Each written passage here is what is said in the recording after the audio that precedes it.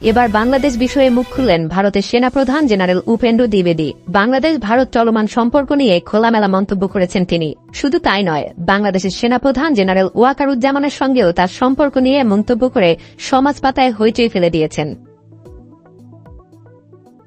হাসিনা সরকারের পতনের পর থেকে ভারতের দায়িত্বশীল ব্যক্তিরা মুখে কুলু পেতে বসেছিলেন। দিল্লির পররাষ্ট্র দপ্তর মাঝে মধ্যে দু একটি শব্দ খরচ করলেও সেটা দায়সারা এবং মিডিয়ার চাপাচাপিতে। দিল্লির পররাষ্ট্র সচিব বাংলাদেশে এসে একবার ঘুরে গেলেও তার সম্পর্ক উন্নয়নে তেমন কোনো প্রভাব ফেলেনি। 5 আগস্টের পর থেকে বাংলাদেশের সঙ্গে ভারতের সম্পর্ক ক্রমশ অবনতির দিকে যাচ্ছে। ইদানিং সীমান্ত ইস্যু নিয়েও চলছে রেষারেষি। এমন অবস্থায় সবাইকে অবাক করে দিয়ে ভারতের সেনাপ্রধান বাংলাদেশের সঙ্গে তাদের সম্পর্ক নিয়ে মন্তব্য করে হইচই ফেলে দিলেন। India is strategically important to us, and same is vice versa. Bangladesh is strategically important to us. Bangladesh ভারতের কাছে কৌশলগতভাবে গুরুত্বপূর্ণ বলে মন্তব্য করেছেন ভারতের সেনাপ্রধান জেনারেল উপেন্দ্র দ্বিবেদী। সোমবার ভারতীয় সেনাবাহিনীর বার্ষিক সংবাদ সম্মেলনে তিনি এমন মন্তব্য করেন। বার্ষিক সংবাদ সম্মেলনের শুরু থেকেই তিনি বিভিন্ন গণমাধ্যম কর্মীর প্রশ্নের উত্তর দেন। এক পর্যায়ে ইন্ডিয়া টুডে সাংবাদিক চলমান বাংলাদেশ ভারত সম্পর্ক নিয়ে সেনাপ্রধানের মন্তব্য জানতে চান। উত্তরে জেনারেল উপেন্দ্র দ্বিবেদী বলেন, বাংলাদেশ আমাদের প্রতিবেশী।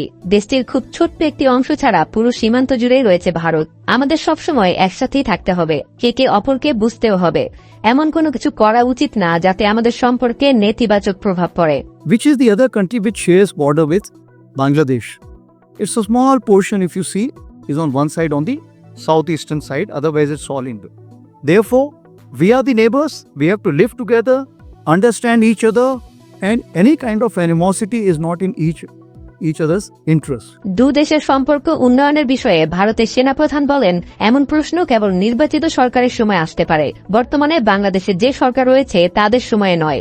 উপেন্দ্র দ্বিবেদীর এই মন্তব্যে হইচই পড়ে গেছে সামাজিক যোগাযোগ মাধ্যমে।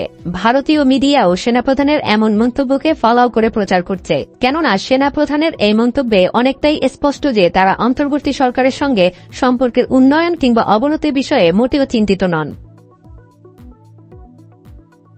তিনি বলেন, বাংলাদেশের সঙ্গে নিয়মিত যোগাযোগ রয়েছে তার। গত বছরের 5 আগস্ট ছাত্র জনতার আন্দোলনে শেখ হাসিনার দেশত্যাগের সময় বাংলাদেশের সেনাপ্রধানের সঙ্গে কথা হয়েছিল বলে মন্তব্য করেন উপেন্দ্র। সবশেষ বাংলাদেশ সেনাপ্রধান জেনারেল ওয়াকারুজ্জামানের সঙ্গে গত বছরের 24 নভেম্বরে ভিডিও কনফারেন্সে যোগাযোগ হয়েছে বলেও জানান তিনি। তবে দু দেশের সেনাবাহিনীর সম্পর্ককে তিনি ওয়েল অ্যান্ড পারফেক্ট বলে মন্তব্য করেন। ভারতের সেনাপ্রধান আরও জানান, বাংলাদেশের সেনাপ্রধানের সঙ্গে তার যোগাযোগ রয়েছে, তবে শেখ হাসিনার ভারতে অবস্থান নিয়ে তিনি কোনো মন্তব্য করেননি।